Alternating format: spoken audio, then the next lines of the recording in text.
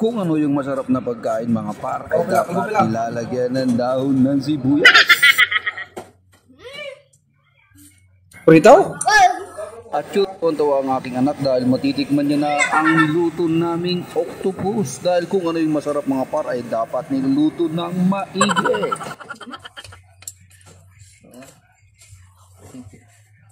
Ito na pala yung nabili naming octopus sa SM mga par. Pakukulaan muna natin to sa may ispriti. At syempre lalagyan muna natin yan ng bawang. At syempre lalagyan din natin yan ng paminta at ang pampalasa niyang asin na kulay puti dahil wala namang kulay itim na asin.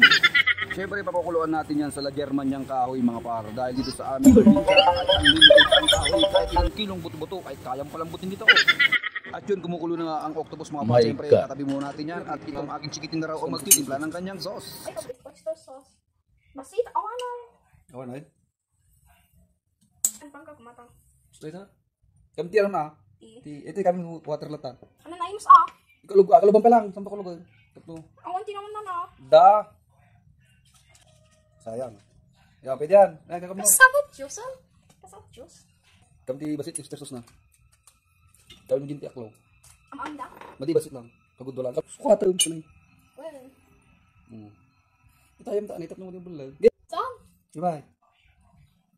Saan? Sige. Gusto? Tata. Alam pwede duma. Nah, iwan mo. Yan. Ikaw basit sa urang ng saklo.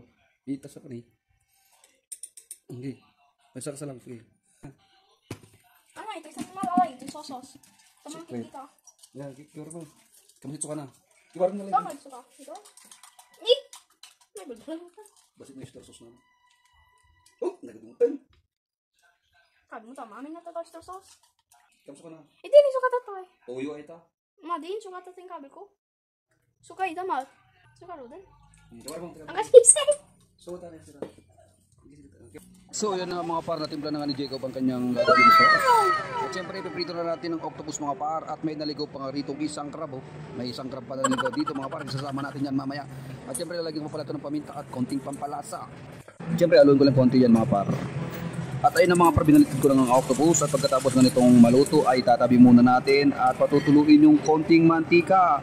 At pagkatapos nating matanggalan sa mantika itong octopus mga par ay babawasan natin konti yung mantika na pinagprituan natin at dito na natin igigisa ang sibuyas at ang bawang na pamatay aswang daw sabi nung unang panahon. At syempre ilalagay na rin natin ang ganyang sauce hanggang sa lumapot. Aba matindi! Ilalagay ko na nga dito ang octopus mga par. Ilalagay na nga ang octopus dyan. At syempre isunod na ni Jacob ang nag-iisang crab dahil gusto pa rin itong tikman ang crab na nag-iisa ang paa. Ayun, nilagay na mga par.